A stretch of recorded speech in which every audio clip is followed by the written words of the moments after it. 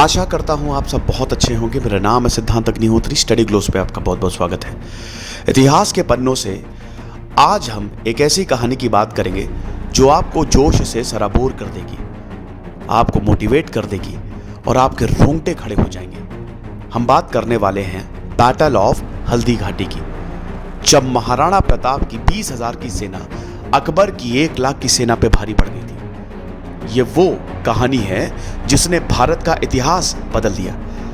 कई जगह आपको लिखा हुआ मिलेगा कि इसमें तो मुगलों की जीत हुई, लेकिन क्या वाकई में मुगलों की जीत हुई?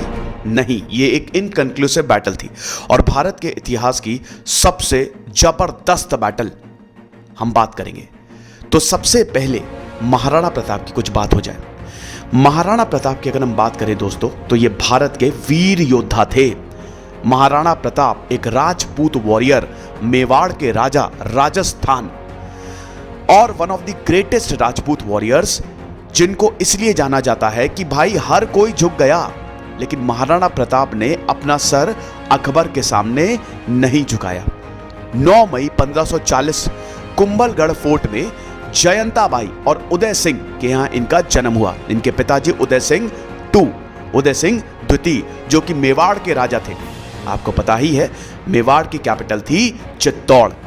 1572 के बाद जब उदय सिंह का देहांत हुआ तो रानी धीर भाई ने यह बोला कि उदय सिंह का सबसे बड़ा बेटा जगमल को राजा बनाओ, लेकिन सीनियर कोर्टियर्स को मालूम था कि महाराणा प्रताप से बेहतर कोई नहीं, तो सबने महाराणा प्रताप को चुना और महाराणा प्रताप इस तरीके से गद्दी पे बैठे। क्या इतने पे ही बात थम गई? नहीं, अब हम अकबर की बात करते हैं। 1556 में सेकेंड बैटल ऑफ पानीपत के बाद अकबर को तख्त पे लाया जाता है। अकबर मुगलिया सल्तनत का अगला राजा, अगला सुल्तान, और अकबर ने एक्सपेंशन किया, अपने साम्राज्य को फैलाना शुरू किया। जिस तरीके से सेकेंड बैटल ऑफ पानीपत में बदकिस्मत हिमू नीचे गिर गया हाथी से और ये जंग एकदम बदल गई, वैसे ही बैटल ऑफ हल्दी घाटी में भी आपको देखने को मिलेगा। माने या ना माने, अकबर को किस्मत का साथ बहुत ज्यादा मिला है। क्या होता था कि जीते जीते हमारे राजा बैटल एकदम से हार जाते थे। जैसे ही अकबर आया 1556 के बाद, इसने एक्सपेंशन करना शुरू किया। अकबर को एक सेक्युलर राजा, एक धर्मनिरपेक्ष राजा के तौर पे हम जानते हैं। बिल्कुल सही बात है, अकबर की पॉलिसी ऐसी थी, लेकिन कुछ अकबर के तख्त पे दाग हैं, अकबर पे दाग हैं। और इसकी शुरुआत होती है 1567, अक्टूबर 1567, सीज ऑफ चित्तौड़गढ़। अकबर ने एक्सपेंशन शुरू कर दिया था। अकबर को पता था कि राजस्थान को जीतना, स्पेशली मेवाड़ को जीतना, उसके लिए कितना ज्यादा जरूरी है, क्योंकि जब तक मेवाड़ को नहीं जीतेंगे तब तक हमारा ट्रेड सही नहीं होगा, क्योंकि सारा का सारा बिजनेस, सारा का सारा ट्रेड तो मेवाड़ के ही रास्ते से होता था। अकबर की बहुत बड़ी चालाकी ये थी, अकबर की बहुत बड़ी पॉलिसी डिप्लोमेसी और मैरिंग। अकबर ने डिप्लोमेसी की मदद से कमाल कर दिया, राजपूतों को अपने कब्जे में ले लिया, लेकिन चित्तौड़गढ़ ने सर झुकाने से मना कर दिया।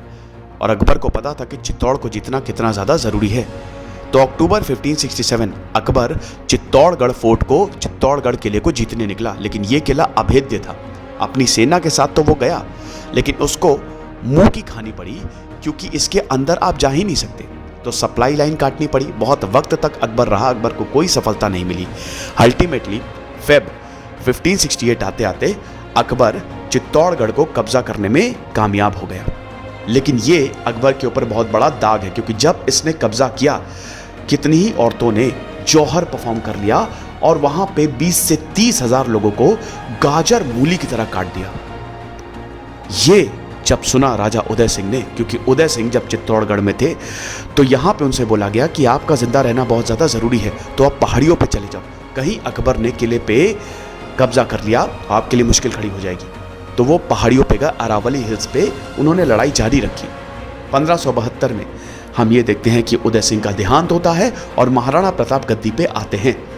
तो महाराणा प्रताप ने तो साफ कर दिया था कि लड़ लेंगे, मर जाएंगे, लेकिन सर नहीं झुकाएंगे। इसी बीच अकबर कई बार ये कोशिश करता रहा कि महाराणा प्रताप उनके पाले में आ जाए, कई बार अकबर ने दोस्ती का हाथ बढ़ाया, कई बार उसने कम्युनिकेशन स्टार्ट करने की बहुत कोशिश की, लेकिन महाराणा प्रताप ने सब कुछ नकार दिया। गुजरात बहुत ज्यादा इंपॉर्टेंट था मुगलों के लिए और गुजरात का रास्ता राजस्थान से जाता था, तो आप क्या करेंगे? अब अकबर को बहुत ज्यादा परेशानी हो रही थी और फाइनली हम ये देखते हैं कि अकबर ने ये डिसीजन लिया कि अब हमको भी लड़ना पड़ेगा, हमारे पास और कोई चारा है ही नहीं। और महाराणा प्रताप तो वैसे ही लड़ने को तैयार थे। अकबर ने एक बार राजा मान सिंह को भी भेजा कि तुम समझाओ बुझाओ, कहीं महाराणा प्रताप तुमसे ही मान जाए, लेकिन महाराणा प्रताप ने उनकी बात भी मानने से मना कर दिया। तो अब होगी बैटल ऑफ हल्दी घाटी। हल्दी घाटी की बात करें तो वैसे तो ये पीली है, वैसे तो हल्दी घाटी 5 किलोमीटर लंबी और 1 किलोमीटर चौड़ी है, बहुत ही सकरी, लेकिन इस दिन 1576 जून 1576 में ये लाल होने वाली थी। युद्ध का आह्वान हो चुका था और अब कोई भी युद्ध को नहीं टाल सकता था। महाराणा प्रताप की फोर्सेस 20,000 के करीब, और अगर मुगलों की बात करें तो 80,000 से 1 लाख की सेना। महाराणा प्रताप का साथ अफगानी भी दे रहे थे। दोनों के पास वॉर एलिफेंट्स, युद्ध शुरू होने वाला था। महाराणा प्रताप को भी यह पता था कि हमको जल्द से जल्द युद्ध खत्म करना है, क्योंकि हमारे पास ज्यादा सेना है ही नहीं, तो सबसे पहले हमको सेनापति को मारना है। 18 जून 1576 को यह युद्ध स्टार्ट हो जाता है। मुगल आर्मी की कमान आसफ खान और मान सिंह के हाथों थी। अकबर ने इस युद्ध में भाग लिया ही नहीं। इतिहासकारों की माने तो it is one of the most fiercest battle that has ever fought. सिर्फ भारत में नहीं, पूरे इतिहास में, पूरी दुनिया के इतिहास में। Mewar army under the command of Ramshah Tanwar और उनके बेटे चंद्रसेन जी राठौर, रावत कृष्णदास जी, 4 घंटे तक यह बैटल चली। बहुत लोग मारे गए, लगातार खून बह रहा था, हल्दी घाटी लाल हो गई खून से। लेकिन क्या आपको पता है कि जैसे ही यह युद्ध शुरू हुआ, इस युद्ध में महाराणा प्रताप जीतने लगे। महाराणा प्रताप ने एक के बाद एक मारना शुरू किया, राइट फ्लैंक, लेफ्ट फ्लैंक, सबको मारा। बड़ी प्रॉब्लम हुई, इतनी छोटी सी आर्मी ने हालत खराब कर दी। अब क्या करें? लेकिन मुगल की जो सेनाएं थी वो ज्यादा ताकतवर इसलिए थी क्योंकि उनके पास संख्या थी। हम ये देखते हैं कि मुगल्स अपने जनरल पे पूरी तरीके से फोकस कर रहे थे। अब करना क्या है? जल्द से जल्द मुगल के सेनापति राजा मान सिंह को मारना है। ऐसा ही होगा।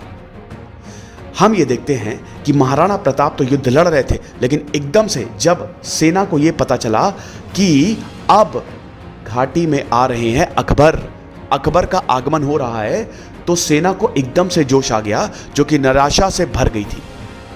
सेना परेशान हो गई थी, मुगलों की सेना की बात कर रहा हूं। तो एकदम से नया जोश आ गया और उसके बाद राजा मान सिंह ने रिजर्व ट्रूप्स भी भेज दिए। तो यह युद्ध का पूरा हिसाब किताब बदलने लगा। तो महाराणा प्रताप को भी यह पता था कि जल्द से जल्द राजा मान सिंह को मारना है। तो राणा प्रताप का जो घोड़ा था चेतक, पूरी स्पीड से दौड़ाया, सब कुछ तोड़ते हुए सेंटर पे पहुंच गए महाराणा प्रताप। सामने थे राजा मान सिंह, हाथी के ऊपर। हम ये देखते हैं कि महाराणा प्रताप ने अपने घोड़े चेतक को आदेश दिया कि हाथी के ऊपर कूद जाओ। क्या नजारा रहा होगा, और फेंक जहां तक भाला जाए। महाराणा प्रताप ने पूरी दम से अपना भाला फेंका, चेतक हाथी पे कूदा, महाराणा प्रताप ने पूरी दम से अपना भाला फेंका, महावत को आर पार करते हुए इंचेस से चूक गया निशाना, और राजा मान सिंह बच गए। महाराणा प्रताप युद्ध में बहुत ज्यादा घायल हो गए थे। तभी हम ये देखते हैं कि महाराणा प्रताप का जो मुकुट था वो मान सिंह झाला ने लिया। महाराणा प्रताप से ये बोला कि आप जाइए, आपका जिंदा रहना बहुत ज्यादा जरूरी है, आप अपना मुकुट मुझे दीजिए। तो लोगों को लगा, वहां पे सेना को लगा कि मान सिंह झाला ही महाराणा प्रताप है। अच्छा, इसी बीच चेतक अपने राजा को ले गया। चेतक का काम यहां पे शानदार है। चेतक रुका ही नहीं, मुगलों ने दौड़ लगा दी चेतक के पीछे, लेकिन घायल थे महाराणा प्रताप। चेतक पे थे और चेतक रुका ही नहीं। वो दौड़ता गया, खाई पे खाई पार करता गया और जब तक महाराणा प्रताप को उसने सही सलामत नहीं पहुंचा दिया तब तक चेतक रुका ही नहीं और अल्टीमेटली चेतक ने अपने प्राण त्याग दिए। महाराणा प्रताप का सबसे प्यारा घोड़ा था। तो चेतक की भी कहानी बहुत ज्यादा हीरोइक है। इसी से ही बैटल ऑफ हल्दी घाटी का अंत हुआ और अकबर ने भी ऐसी वीरता को सलाम किया, यहां तक मुगलों ने भी ऐसी वीरता को सलाम किया। मान सिंह ने चेस गिव अप कर दी कि हम महाराणा प्रताप को नहीं चेस करेंगे और ये आदेश दिए कि इस एरिया को ना ही तो लूटा जाएगा और ना ही इसको खत्म किया जाएगा। और हम ये देखते हैं कि फील्ड को अबैंडन कर दी।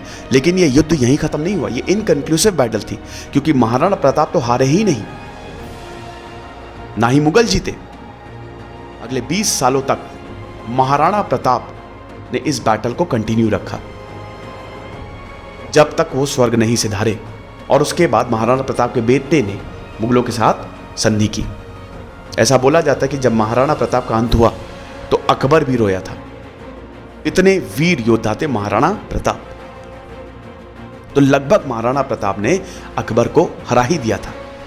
लेकिन वही है, किस्मत का साथ पता नहीं क्यों हमेशा मुगलों के साथ रहता है। आई होप ये लेक्चर आपको पसंद आया होगा। इस लेक्चर को ज़्यादा से ज़्यादा शेयर करें और हमारे चैनल को सब्सक्राइब करें।